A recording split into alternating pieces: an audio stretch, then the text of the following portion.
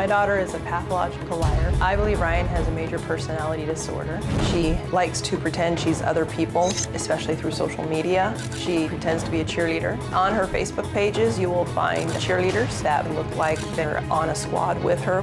I don't even know the teams because none of those are for the schools that she ever belonged to. Ryan wants the life of being the head cheerleader who is gonna get the popular boy. Ryan sprained her wrist once from a bicycle accident, but she told the boys on social media that it was due to being on top of a pyramid and the girls dropped her. It's her fantasy world. Ryan wants to be an MTV reality star. One of her favorite shows is Catfish. I'm like, you are one of those girls. This is one of her personalities that she uses to catfish boys. She wrote, "Are you ready for a hot bod? Here we come, cheer camp." And she's not actually ever been to a real cheer camp. Ryan has told people that she has traveled the world with her biological father, whom she's never met. In the beginning of elementary, her friend was getting attention because she had a new puppy, so Ryan said she got a new puppy too. She also said she had a sister, which she did not have. Ryan told the boy that she had fainted at school. She said the doctor ran a test and said that she was pregnant. She never went to a hospital, she never saw the doctor, never a pregnancy test done. The boy freaked out. She was texting back and forth with one of the boys. The boy responds, "My life is over." And he responds, "No, it's not." And he also responds, "Say it's someone else's, no matter what." So I called the boy and I just told him that my daughter was crazy and he needed to stay away from her. She wants the boys to think that she's pregnant so that they'll commit. She wants a baby more than anything. Her plan in life is to trap a boy. She paints this picture to all of them and they have no idea who she really is. Ryan gets attention from boys. She is on a high. She is bubbly, the greatest person to be around. At any given time, Ryan can be talking with 30 guys. Ryan is sexual with the boys that she's meeting online. I've seen videos. Ryan has run away a couple of times. The first time she met a boy online in Canada, she flipped out because I wasn't gonna let her leave. She'd done all the research on how to renew her passport, so she freaked out. She was so angry that she started walking around with one of her bats. I called the police out. They calmed her down. They were quite impressed at how much research she had done to move to Canada. When Ryan ran away the last time, when I got home, my car's not there. And then I get in the house, I found the closet was empty, everything was gone. I discovered Ryan was staying at the base in the barracks. Every other week it's a new boy and it's a new love. Every time I go online, I never know what I'm gonna find. It does not end. Now, Ryan is here and says it's her mom who is the liar. Shannon does admit when Ryan ran away to be with a boy, she did let her go. She even gave his parents $100 and a thank you note. My mom is a little delusional and a pathological liar. She's pathetic, childish, and often confused. She thinks she's perfect. My mom's like a mean girl. Just kind of her cocky attitude, her smart mouth. My mom has kicked me out of the house 5 times, and she called the police on me. That was crazy. My mom and I got into a really big fight. I had to call Child Protective Services. We were pulling up to the stoplight, and we were still moving, and she opened the door and pushed me out of the car. My mom plays the victim. She uses all her stories saying that I'm some crazy, out-of-control teenager. My mom thinks I'm the devil, and it's crazy because I'm really not. And that's the thing, she's blaming everything on me. Her life, her past, her future, her present. My mom is always telling me that I need help, and I honestly believe that she needs help. Well, if she needs help, you've come to the right place. Because I want to get to the bottom of this and figure out exactly what's going on. You said that you actually feel sorry for her because she's so delusional. I do feel sorry for my mom. Yeah. You say the way she sees you is very distorted. Very, yes. Because we asked you how you would describe yourself, and you said, quote, "I'm a typical popular girl, but a good girl, not a party girl, don't drink much." And she sees you kind of as a renegade that's putting yourself in harm's way on the internet and with boys and things like that. Seeing it from an outside view, it does kind of look crazy, but then when, in all reality, when you actually see me in those environments, when usually I'm just the babysitter and I take care of everyone. Yeah, you say you don't do that stuff. No, I like really she don't. says that you were like posting stuff up on Craigslist and sending out explicit videos and stuff, and you're saying, absolutely not, you didn't do that. No. You've never posted on Craigslist. No. And you say you've not sent out explicit videos, sex videos, stuff like that. She's just delusional. Yeah. Why would she say that? I don't know. But I mean, and you said she pushed you out of a moving car? She did. Boom. Yeah, we were coming up to a stoplight and we were in an argument and she like opened the car door and I was like, oh, okay, bye. And then my friend was like, dude, your mom's crazy. I was like, yeah, welcome to my life. Yeah. She says that she brought you here because she tells people that you love DrPhil, but in fact, you've only seen the show like maybe once. Yeah, I've watched your show maybe once. Yeah, okay, and for her to think all of that's one thing, and we'll get to that later, but why the hell have you only watched the show one time?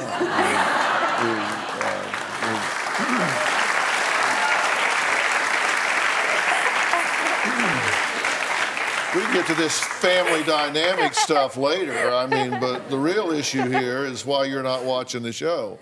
Well, I don't really watch TV. So does she have reason to be concerned about you, or does she just need to chill?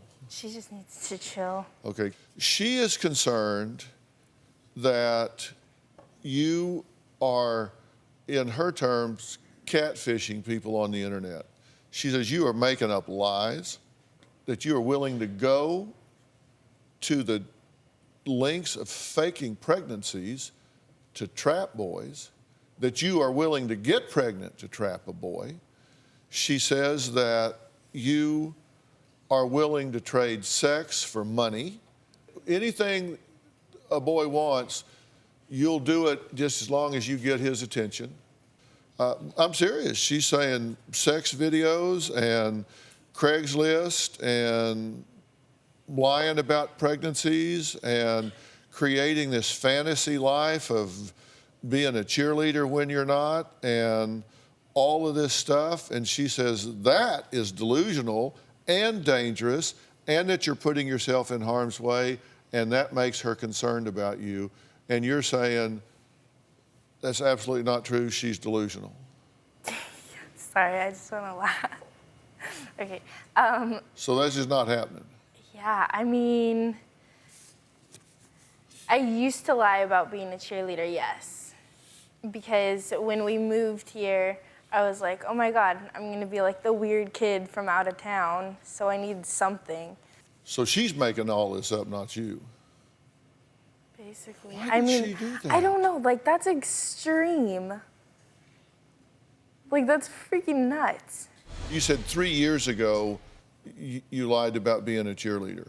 Yeah. Okay, why did you do that 3 years ago? Because I was moving from Idaho to California. You're either gonna be in a clique or you're not, and you're gonna just be alone. So you did that 3 years ago. Yes. This is a portrayal on your profile that was posted just 2 months ago.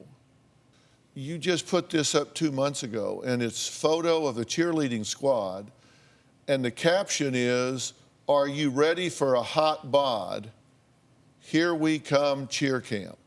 You posted that 2 months ago, and you've singled out your picture here in the middle and tagged it. Ryan. That's you, right? Yeah. You posted that 2 months ago. I have IT experts. You posted it, your computer, entry 2 months ago. Not 3 years ago, 2 months ago. Okay, well, I don't remember doing that. Your portrayal of being a cheerleader on Facebook, here's a message between Ryan and a boy on Facebook. Ryan, what about doing the splits? I didn't do cheer for nothing, wink face. Then the boy asked a very inappropriate question. And you said, well, I'm a virgin, so I better be. You remember that? No. How long ago was that? Okay, you don't remember, this is you, right? Yes, that's my profile. And this is you, right? Yes. And you remember saying this? Yes. Okay. Do you remember saying this? Yes. Okay. So what part of this do you not remember? The time. There's more. 8 months ago, you were telling a soldier that you were at cheer boot camp. So, cheer camp, get up early, be at the gym at 9:45. Done. Once upon a time, there was a princess who liked a soldier. Stay brave, soldier. This excerpt's from a note that you sent 8 months ago to a soldier. Mm-hmm. But that was a lie, right? Yes. That wasn't 3 years ago, that was 8 months ago, and that was a lie. So your mother's not delusional about that. That, in fact, is something that you're doing. I don't do that. I have not told anyone that I'm a cheerleader. Anyone that no. Actually, I haven't told anyone. Not recently. Did we just read this right? I said not recently. So define recently. Like probably right after that 2 months. Well, you also said you're the good girl and you don't party. Here are some Instagram photos. Smoking pot the night of the DrPhil shoot. What? Numerous photos of Ryan drinking here. Look, the photo of the beer pong, I didn't drink anything that night because all my friends were already drunk by that time. The middle, I was at my friend's house and we were babysitting her little brother. And we didn't have anything alcoholic in those red cups. And the one on the end with me with smoke, that's my friend's vape. That's nothing. You can see the vape in the very bottom corner. That's the tip of it. Well, here's what you posted on Craigslist. I need any kind of work fast. I turned 18 in January. I have no experience. Please, nothing sexual. You got some responses, right? Mm-hmm. I had to not make graphics out of these because FCC really wouldn't permit that. One individual, your first conversation, hi, $500 for a half hour of your time to organize my garage, haha. I'm so attracted to you. Additional cash, organize my garage, then after party with me. We'll drink, party, total earnings $800. What do you think? Name? You respond, my name's Elizabeth. When and where? He says, so nice to meet you. To be honest, do you think you can party? And he defines it, drinking, getting high, hooking up with me. This way we don't waste our time. If you're agreeing to garage organizing, apparently he does want that garage cleaned up. But afterwards, we do want a party. Please reply yes to both. To confirm the party includes sexy hot pics of you. The pics show me you're serious. Your reply, yes. But I did not send pictures. Second conversation, you are perfect. I hope you're real, excited to be spoiled with $2,000 a week and ready to have fun earning it, ready to Skype with you. Your response is, my Skype username is X and I can Skype anytime. Number 3, sorry, some things came up with my mom. Then you include a picture that we can't show here. I'm at my house and no one's home. That's you. You're right. You see why I didn't want to show that. You said you're not sending photos and you just got on there to babysit. I never did anything wrong. There was one picture, and that was it. We asked you if you had pictures and videos and things, and you said yes.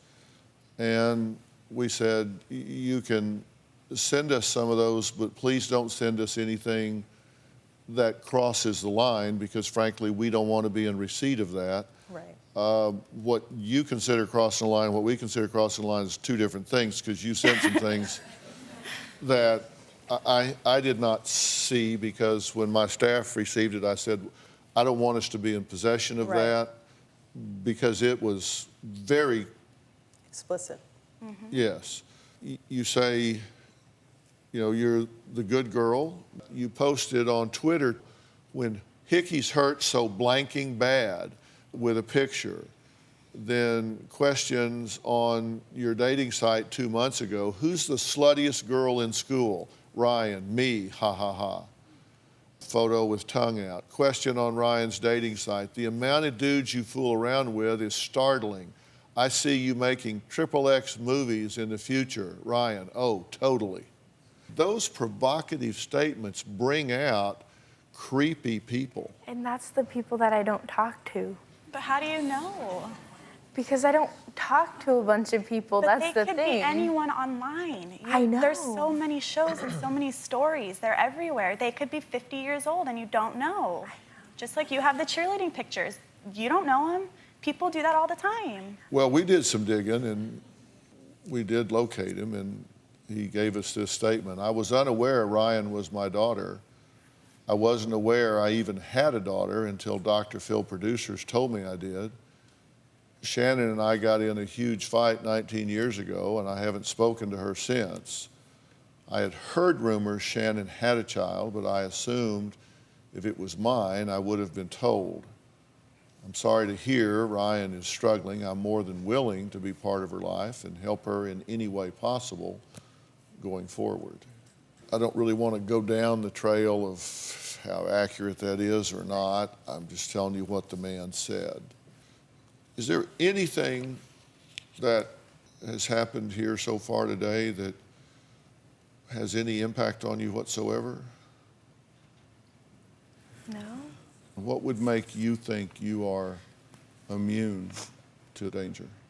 I'm just smart and careful with my actions. How do you know, Ryan? You know, I tend to find that people are smartest when they're like 18. And they tend to get dumber as we get older. I wonder how smart this woman was. This was this morning's headline. We're media partners with Daily Mail. Body parts, including the head of missing mother of three, 40, are found dumped in a Seattle recycling bin.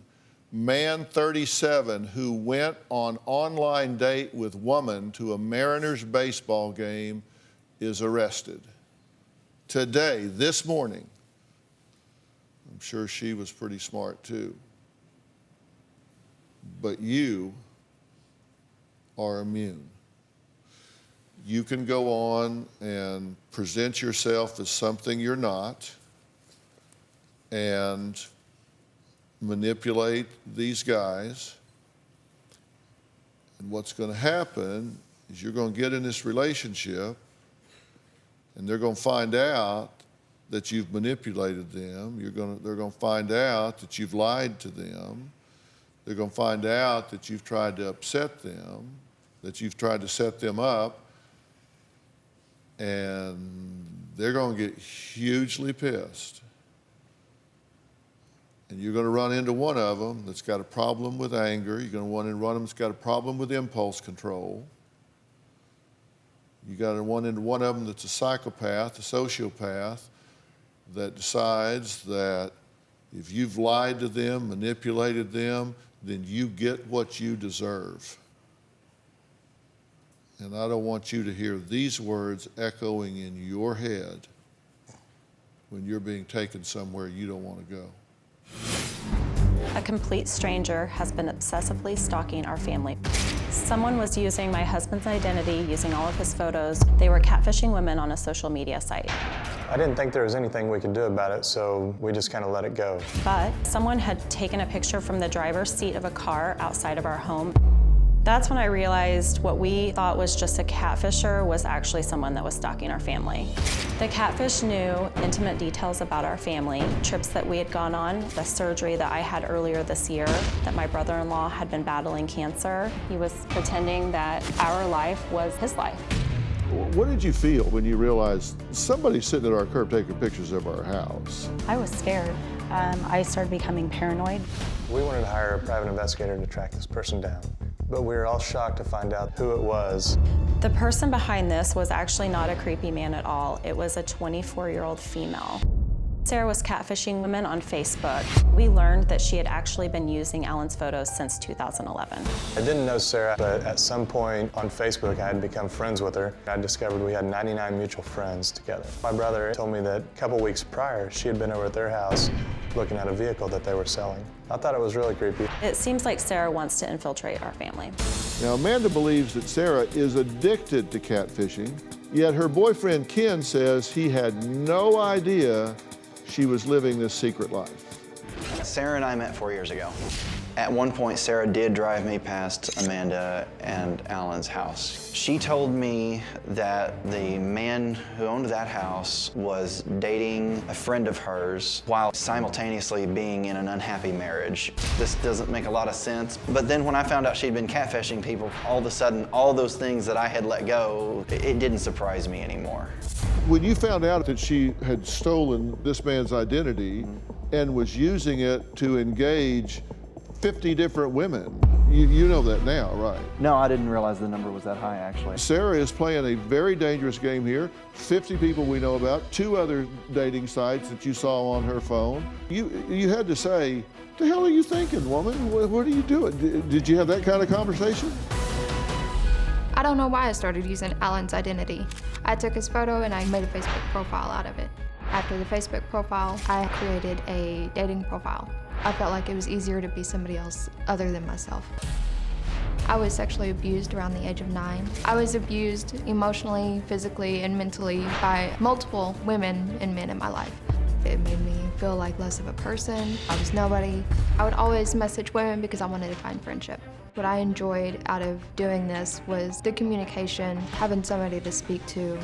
I like to learn more about them to make them feel better about themselves as well. I probably spoke to about 5 women on the phone. I just spoke in a deeper voice and it seemed to have worked. There was a 360 tour guide of the house. How did you find out so much personal information from Alan and Amanda? Google is pretty easy to find. I didn't know anything about Alan's life in real life. A lot of it was large assumptions. Taking on a different identity was never meant to be malicious. Once Amanda and Alan found out who I was, it made me feel like just a horrible person. But I was also relieved because I was found out and now I can stop. Well, Sarah, you know Amanda and Alan. Yes.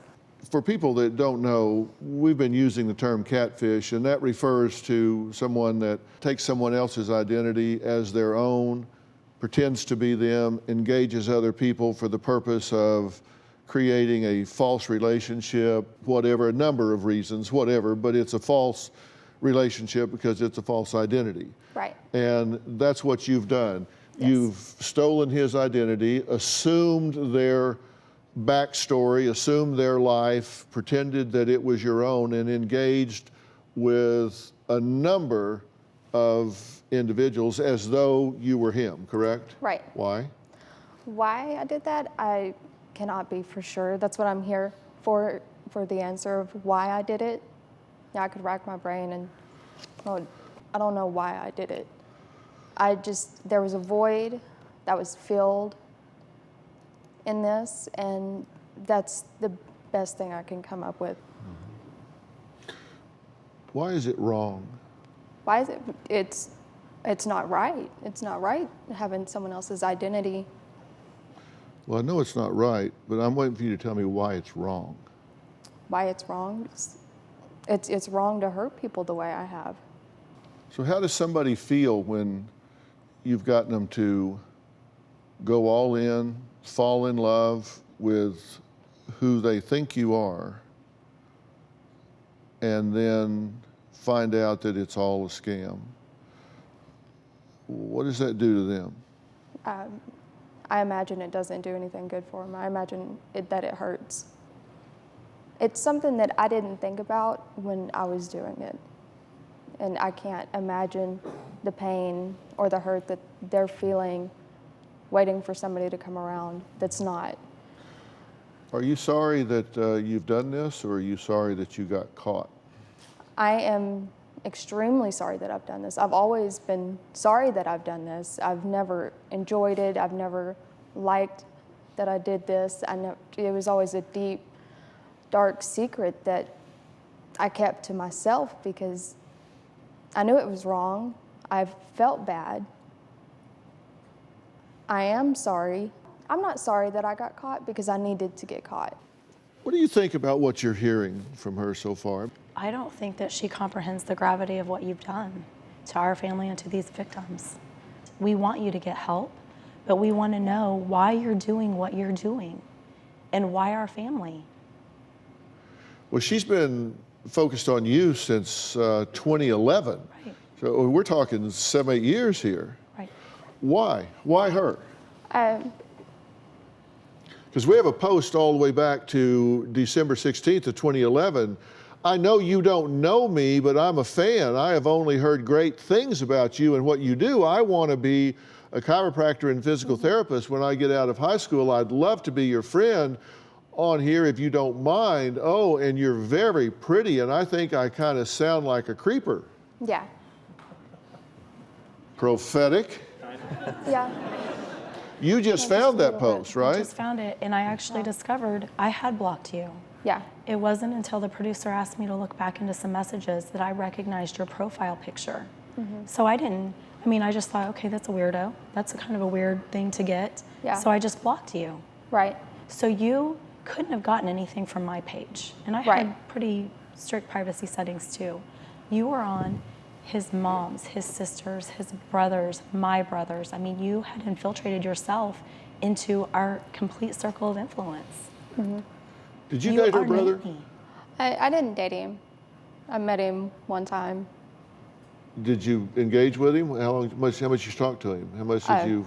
Hour or so, it was just conversation. Nothing in depth. You say this isn't a date, but you're at this driving range, right? And so you approach him at this point? Yeah. And you knew it was her brother? Yeah. How'd you know he was going to be there? We had planned to meet up that night at that place. Did you take that picture? I did. How do you feel about that? I mean, you're now getting into their real lives. Right. You're seeking out her brother, his brother-in-law. You're seeking him out. You're setting up a time to go meet him. You're now getting into their real world. Yeah. That's different than just virtual reality. That's different than stealing his identity, engaging women you don't know, never meet, never see, feeding them a line, breaking their hearts on virtual reality. You're now driving by their house, taking pictures, and going to meet their family members. Yeah. And seriously, this is getting highly intrusive here. You are becoming a problem and a threat. Right. And that was 2 years ago. Right. So what's your thinking here? What's your thinking when you're meeting him? My thinking was just, I don't understand my complete thinking as to why I did that. To get more of a feel of maybe who he was as a person, to understand more of him. To get more in depth of the person I was catfishing to understand more. But when it came down to it, I never got in depth. I never went further than, I can't say I never went further than, because I went too far. And how'd you get the pictures from the inside of their house? When they had their house up for sale, and there was this virtual tour, and it was a 360 tour, and you can go through their house. And I would just stop at a point and just screenshot it on my phone. You said in one of your interviews that when you talked to these people, they felt better about themselves after you talked to them, like you were doing a service. I did say that I never felt it as a service. Well, what did you mean? You pump them up, they feel better about themselves afterwards. Right. I'm trying to figure out if your thinking is that distorted and that delusional that you can gaslight somebody and tell them all of these nice things about themselves and then absolutely gut them emotionally when you lead them to the precipice, lead them to the threshold, and then abandon them at the last minute, where they think somebody that thinks they're wonderful and builds them up with all these expectations and then just doesn't show up because they're not real. Right. I mean, I'm trying to figure out whether you're just naive or you're that delusional in your thinking because you aren't real. Yeah. And they're going to find out I was a sucker. I believed all of that stuff from somebody, and they aren't real. There was never that person. I was a fool. I'm betrayed. I've been led to the slaughter here emotionally by this person. Right.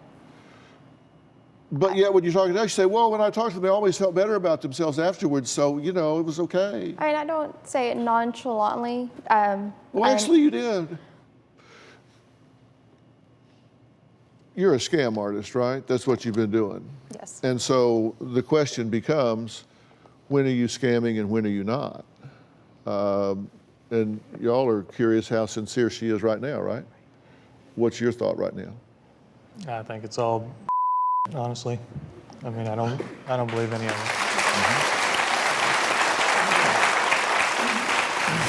Yesterday, we met 21-year-old Bailey, who says she has the greatest love story of the century.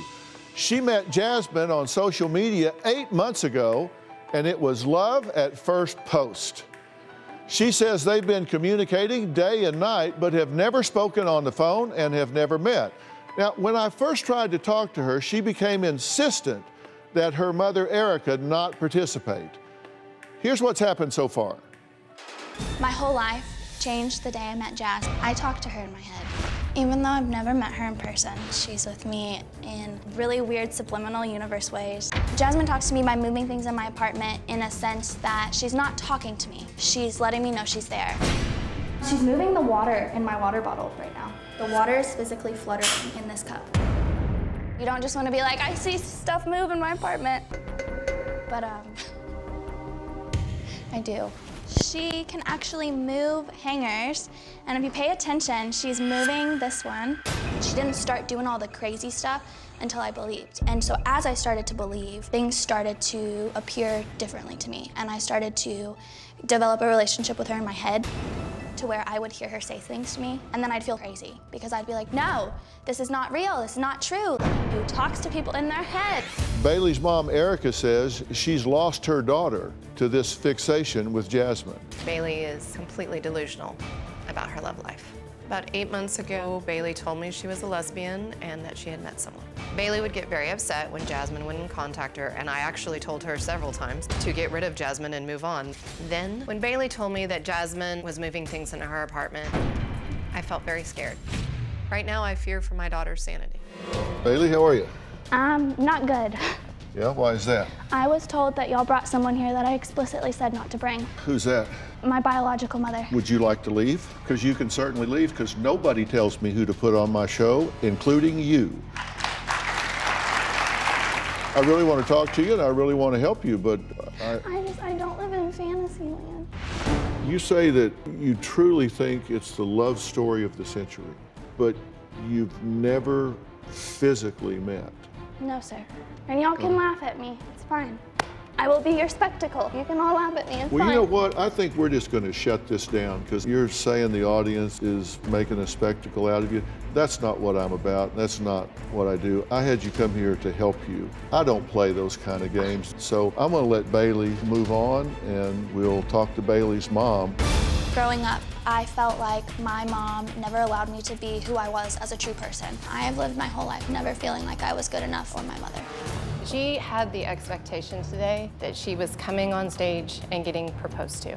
And when she got here and Jasmine wasn't on stage and saw that I was here, I think she just put up her defenses. There's not one chance in hell that I would talk with her without her responsible parent here.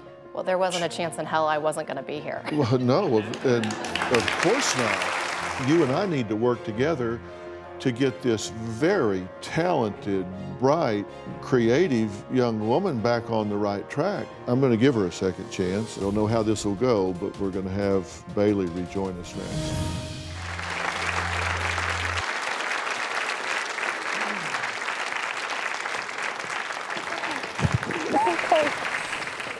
Hey, it's okay. I'm not crazy. Baby girl, you're okay.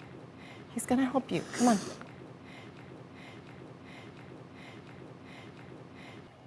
I'm glad you're back. Tell me why you wanted to come back out here at this point. I wanted to apologize for the fact that I was presenting myself in a way that was less than... I know that I need help with the issues that I have, that I deal with. And so I wanted to apologize to you and come back out here and get the help that I need. You've said plenty, okay? You've said plenty. You don't need to say another thing. Joining us now, I introduced you to him, but it's Dr. Charles Sophie, who is on the DrPhil Advisory Board. He is board certified in 3 clinical specialties: adult psychiatry, child and adolescent psychiatry, and family practice. He's also a dear friend of mine, and we've worked together for years. He and I have been studying this situation so we can help you the best. Now, I want to start with a few things, and I guess it's kind of a reality test. You acknowledge that you've never met Jasmine, right? Yes, sir. And you acknowledge that the brief communications that you've had with her have been via text, right? Yes, sir. It's been through Twitter and it's been through Instagram messaging. Yeah, that's why I'm not very tech savvy. It's been through typing. Gotcha. Okay. And in those messages, she's been pretty forthcoming about her position of not knowing you, not having a relationship with you. Here's an example between Bailey and Jasmine. Jasmine says, "Why am I your header?" Bailey, "Why am I not yours?" And Jasmine says, "'Cause I don't know you." And Bailey says, "Yes, you do." And Jasmine says, "No, I don't." So just in that exchange, tell me what you take away from that, because you're really smart. Because she is saying this to my face, but the problem is I started following it and she started subtweeting. And I tweeted right before I left, I said, "Tell me not to drive to Atlanta." And she tweets, I don't care, I'll adore you all damn day." And so that's what made me decide to drive. The reason I would... Whoa. I said I wasn't tech savvy. What's a subtweet? Subtweet is basically where you talk about someone, but you don't tag them. And so they don't know for sure that it's about you or not. Excuse me. And so that's something that I would deal with, is not knowing if it was about me or not. Okay, so a subtweet is you interpret something Yes, that's sir. been written. So you don't know that it was directed to you. That's just you reading that into the text. Yes, sir.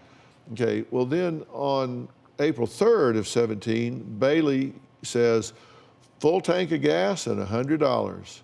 I'm coming for you. Parents don't know. I'm running for you, baby." And Jasmine says, not in a subtweet, "What are you talking about?" Bailey says, "I'm coming to blank city. Blank got too wild. If you want to see me, I'll be in town." Jasmine says, again, not in a subtweet, "I don't know you. What don't you understand about that?" That's pretty direct, right? Yes, sir, it is. Interpret that for me. There was a video on her Twitter, and I told her that that video got me to eat because I have anorexia. And she would retweet that video. And so that's how I started to follow her. I knew that I had to pay attention to her pages because I knew that that was the way we were going to talk, because directly she was telling me not to talk to her. And I was like, okay, no, I won't talk to you. I'm okay, I'm so sorry, I won't talk to you. I will not bother you. I won't. And then she would tweet something. Or what started to happen was she would delete a picture, like on Instagram. And so that's kind of how I would know that I was still allowed to message her, was I would be messaging her and I would be scared, but then she would delete a photo. And so I would continue to message her, and then she would delete a photo. And I have screenshots of all of this in my phone. Yeah. I delete photos every day. I'm not telling you to tweet me. Yes, sir, I understand. Put back up what we were just talking about. Tell me, she says, "I don't know you. What don't you understand about that?" Now, how does her deleting some random photo override this? Because it wasn't just the photo that happened. But explain this. How do you interpret this? I understand and interpret that as she doesn't know me, that I don't understand, that I should have stopped. Why do you attend to a blouse moving on a rack or something that you see move in your apartment, but you don't attend to a direct message of her saying, "Leave me alone"? Why do you attend to one but not the other? The day after she got the turtle tattoo, I leave my house and I pick up the phone and I'm talking to nobody. And I say, "This is wild to me. I can't believe that that's for me, but I think it's for me because I have been wearing those 2 turtle shirts. You know, you came into my life at a very weird time." And I'm talking to nobody on the phone. And I say, "I have this sunflower card and I was gonna give it to the person that I marry because I wanna be your forever flower." The very next day, she goes out and she gets 2 flower tattoos above the turtle. Why would you assign meaning to that, but not assign a meaning to her saying, "Leave me alone"? Because I had to follow her page and see when she would delete things, see when she would retweet things. I understand. But you have a direct message to you. These you're reading something into. You have a direct message from her saying, "Leave me alone." Why do you ignore that, but not the other? The night I found her, her Twitter said, "Take the road less traveled, I'll lead you." And so through this entire experience, I have allowed myself to feel like the crazy girl, to feel like I'm talking to someone that I shouldn't be talking to, that I'm making sense of things that shouldn't be made sense of, that it's ridiculous. I shouldn't be doing this. There are plenty of people in this world for me to be with, make relationships with. There's plenty of people here in the real world for me to talk to, you know? And so I wouldn't, it's been a daily battle. It's been every single day, wake up and feel like, are you crazy or are you not? I know people use the word crazy, just slang, and I do too. I'll say, "Oh man, that's crazy." But when you use it in this context of describing yourself, crazy is a derogatory term. And you're not crazy as you're using that term. Is there a mental illness here? I don't know.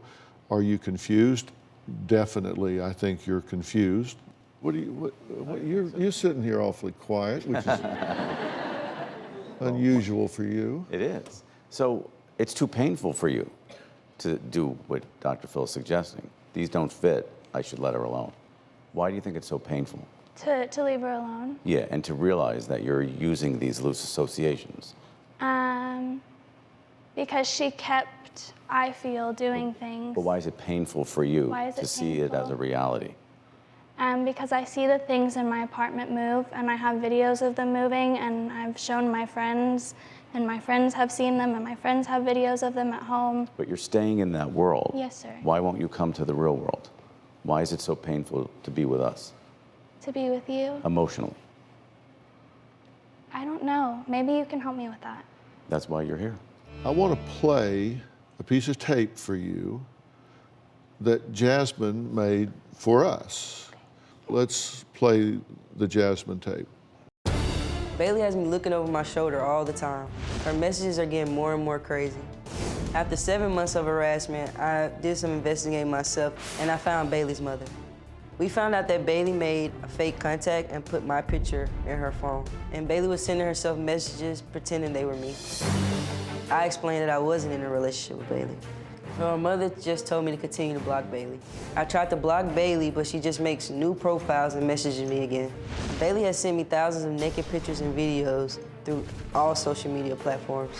I don't want to see any of it. I tried to stop her by posting her naked pictures publicly, but then Bailey reported me and got my business page deleted. Bailey's mother told me not to call the police, but she couldn't do anything to stop Bailey from contacting me. I don't think Bailey's mother can help, and I don't think she wants to. At this point, I feel like Dr. Phil is the only one that can help. What's your reaction to what she has to say? My reaction to what she has to say is that I would never have put my time and my effort into a woman that I didn't think genuinely cared about me. And so if this is the woman that I believe I've been talking to, and she's saying she doesn't know me, I mean, there's nothing more for me to do. It's not my place. Consent is huge to me. I believed and I followed something, and like I said, I could lay it all out for y'all, but it's okay. There's no sense in proceeding forward and being like, Jasmine, we need to be together, if that makes sense. I would never have continued to message her, to do the things that I did, had I not felt like there was something. And so to see that and to see her say that in that video, it's not. I want to apologize to her. I believe what you're saying 100%. This may be the first time we've agreed with something 100%, because I don't think you would do that if you believed that you weren't welcome. And I believe you sincerely when you say consent's a very big thing to you. And when you say you're violating her consent, you say you wouldn't want to do that to anyone. No, sir. And you didn't think that. You believed that you were being invited in. Yes, sir. I think you're beginning to see that that's not the case. No, sir. And I want to tell you why I think you've been doing that. And I made a list, actually, okay, because I think there have been some traumas that you have experienced. And in September of 15, there was a stairwell attack at school. And we don't need to go into a lot of detail about what it was. You and I know what all was involved there, because you've been forthcoming with us about that. But it was certainly traumatic, right? Yes, sir. And by the way, I'm very sorry that that happened to you. That's not okay. Then next, summer of 16, you experienced rape by a friend. That's very traumatic. And then somewhere between summer of 16 and October, November, which we'll get to in a minute, there was an isolated incident with a boyfriend that was drunk, and you were abused in that isolated incident. And then October, November of 16 is when the miscarriage takes place. I'm very sorry for that as well. And then February, assault again. This time, hand around the neck, throws you against the wall, hits your head against the wall, enough that you've got to go get an MRI.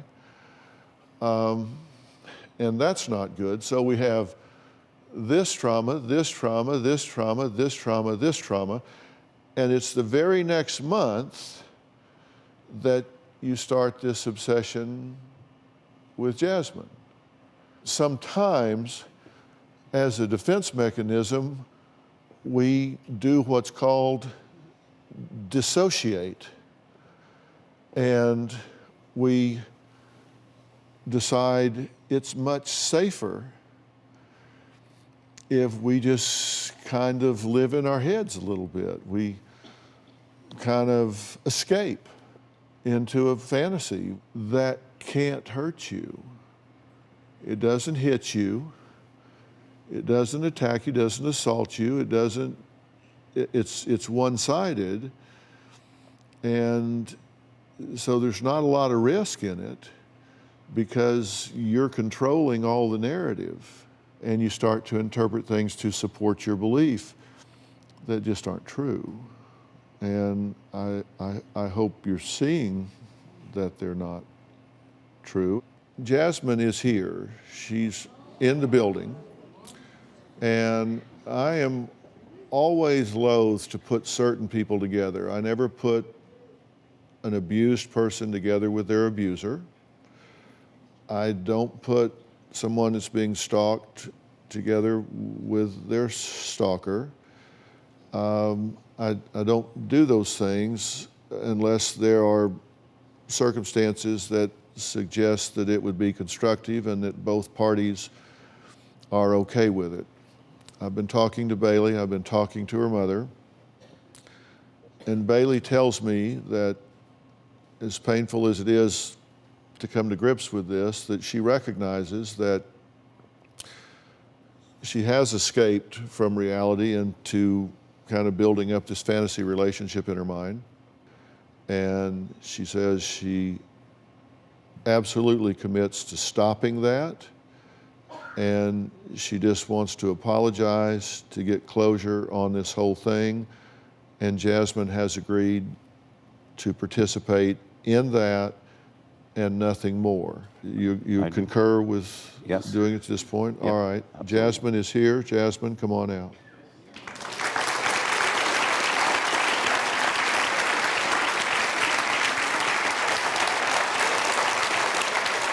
You're a champ, girl.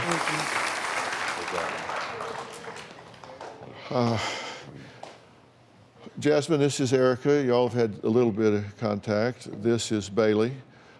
This is Dr. Charles Sophie. You've been watching everything from the top, right? Yes, so sir. You've heard everything that's been talked about. Yes, sir. You're the one that contacted us. You wrote in and said, I have a problem here and I want to solve it in a constructive way. You don't want to hurt her or yourself. Right. And I'm glad you wrote in. It's a responsible thing to do and I appreciate it. So this is the person that you've sent endless amounts of messages and texts and pictures and all to. And you, while you wish her no ill, you have no relationship with her, correct? No, sir. You don't want a relationship with her, No, sir. correct? There's been no subtext messages, no subconscious hidden meaning messages? No, sir. Do you have any kind of kinetic powers to?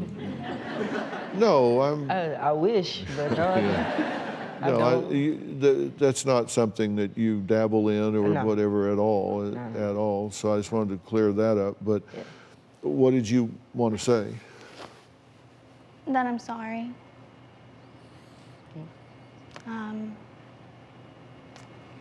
I never would have done what I did had I not believed in you and I. It's hard to look you in the eyes right now. Why is that? I believed in something crazy, and I'm sorry that I hurt you. It's hard. It's so hard. I don't want to look at you and be like, it's all an act. You're acting. You're acting. Right. Like, stop. But I'm done. is kind of like,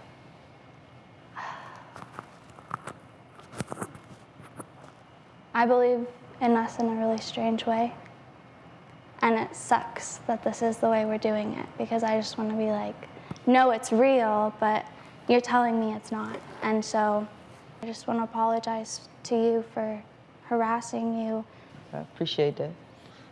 I think you're a smart person. I think you're a beautiful person, you know.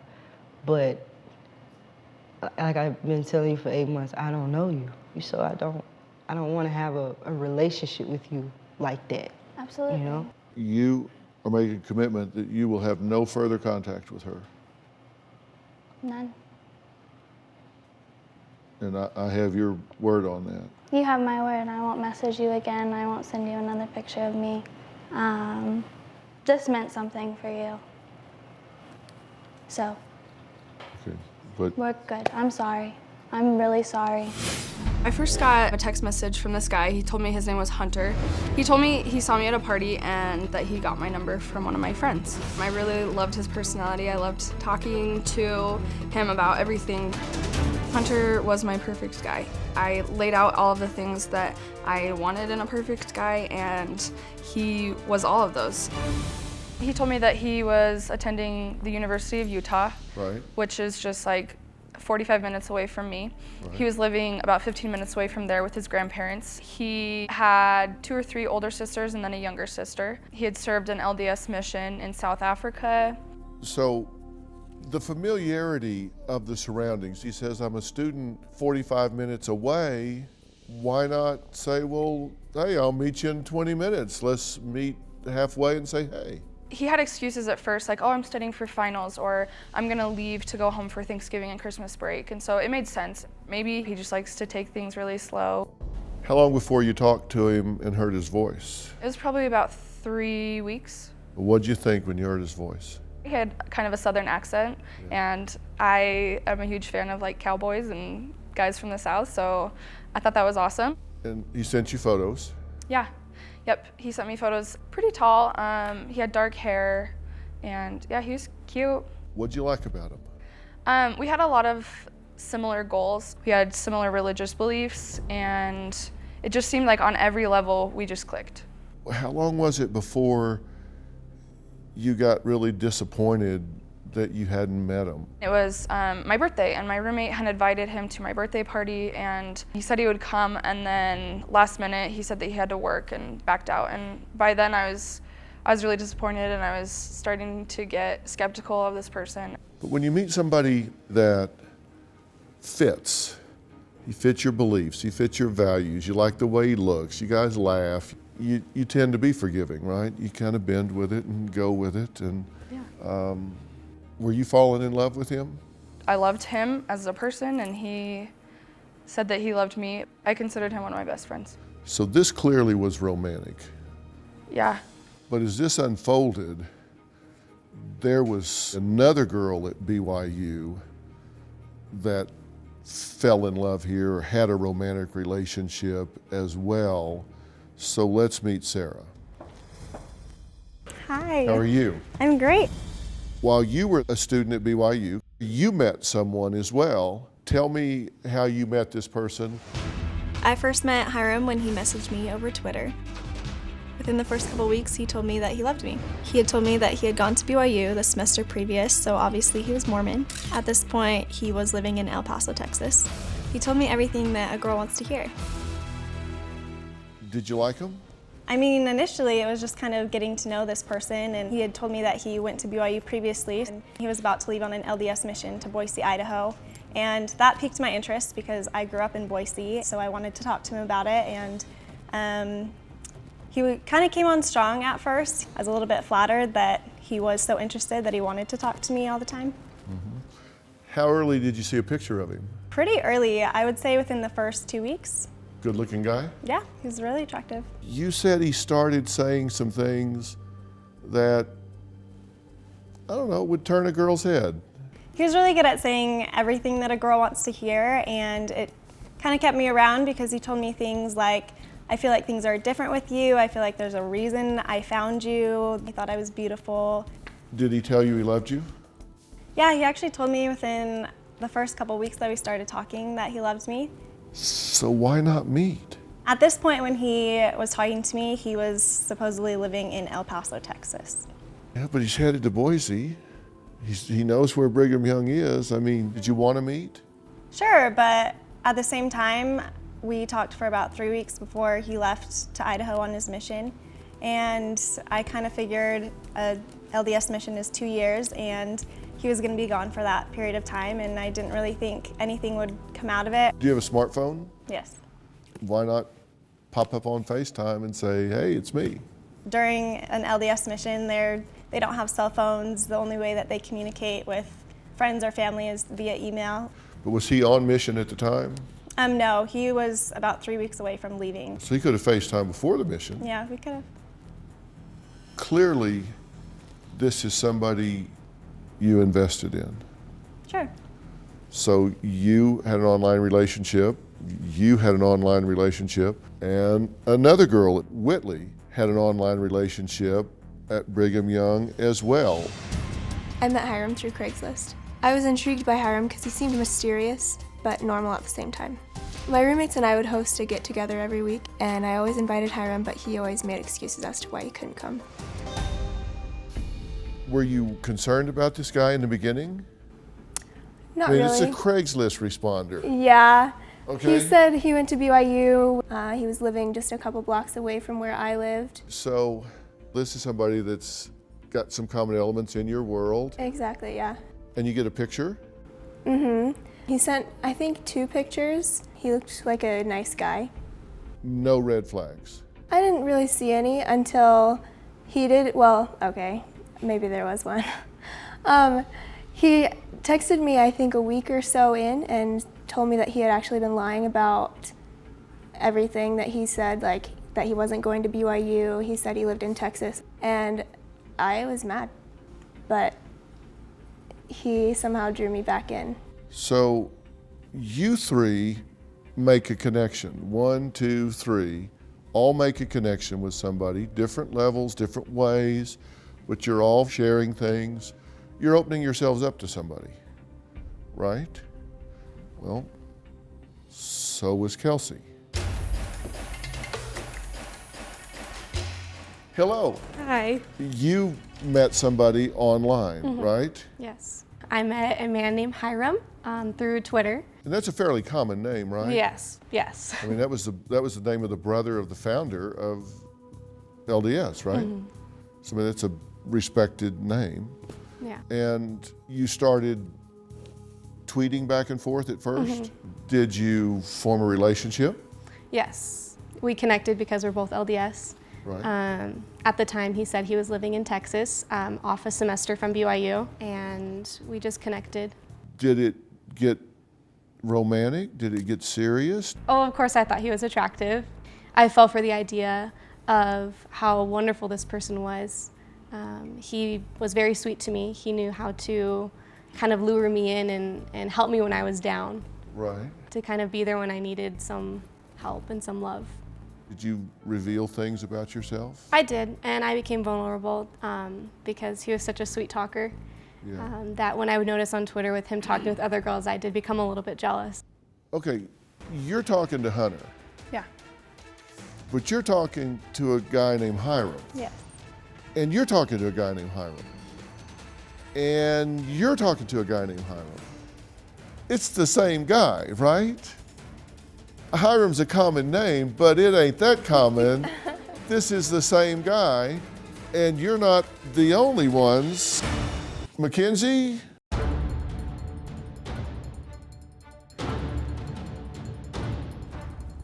Have you met a Hiram?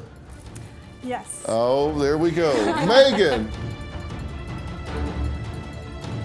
How are you? I'm great, thanks. Tell me you've met a Hiram. I have. Oh boy, and we got a Tori. Let me guess. You've met a Hiram. You're right. 1, 2, 3, 4, 5, 6, 7 of you getting work by the same Hiram. This is a charming guy. Help me out here. How do you wrap your head around this? I still can't wrap my head around it. I never imagined that he was talking to other girls. He devoted so much time to me. We would talk on the phone every night for like 2 or 3 hours. I didn't think he had time to talk to anybody else. Were the facts the same? Was he telling you the same stories? For the most part, yeah. Some details were similar, but Some for the were most different. part, they were all different. Did he get messed up? No. How do you keep your story straight? That's a great question. Sarah, there was a point at which you pulled back, right? We were supposed to go on our first date, and right before we were supposed to go on this date, he called me crying, and he said that his sister, who was supposed to be having twins, went into early labor and had lost one of the twins, and he was devastated. That was his excuse for not meeting me for a number of weeks, because him and his family were having a hard time with it. He had a dog die. Yes. Did you ever hear about the dog? Yeah. You heard about the dog. Did you hear about the twin? Yeah. Twin. So 3 of the 7 heard about the twin. How does he keep it? I mean, what's he got, a spreadsheet? I think there's got to be a spreadsheet. Yeah. Yeah. Oh, yeah. Because if you're in an intimate relationship, you know things that the average person doesn't know about someone. You have to remember what you know about that person. Somebody put a lot of work into this. The man who you thought you were dealing with, you had feelings for. The man who you thought was Hiram is here. Keegan, come on out. Keegan, how are you, sir? I'm good. How are you doing? It's good to see you. Good to see you too. Thank you so much for being here. This is not Hiram. No. So tell us who you are actually, really. I'm Keegan. I am a student. I go to a school in Montana, but I'm originally from here. You ever been to El Paso? I have not. You ever seen anybody an edible arrangement or an iPod or? No, sir. You never talked to any of these girls 2-3 hours at night or anything like that? No, sir. How's he stack up as a dream man? He's a pretty good looking guy, right? It's gotta be eerie. It's weird. To be To look at a face and mean. you're not even talking to that actual person. Yeah, that this is who you thought was Hiram but isn't Hiram. I feel bad. I didn't like you. What did you think when you found out your identity had been stolen? It felt very surreal. Like I didn't really believe it at first. Sorry this happened to you. I'm sorry it happened to y'all. It's not good. I had to track this catfish down for you. You will be shocked because the man behind this catfish scam is not a man at all. It's a woman. And I'm about to confront this catfish now, face to face. Well, hello. Hi, DrPhil. How did you choose these girls? I didn't. You did, though. You did. You wound up focused on these girls versus 10,000 others. Was it just purely random? It was, I would say, 100% random.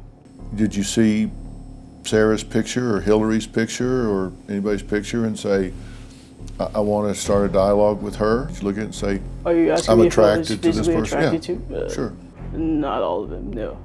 You talk to people all the time, and not all of them started out with a relationship. Some of it was just casually talking, and it just got there. No, but there's a point at which you assumed an identity of someone else.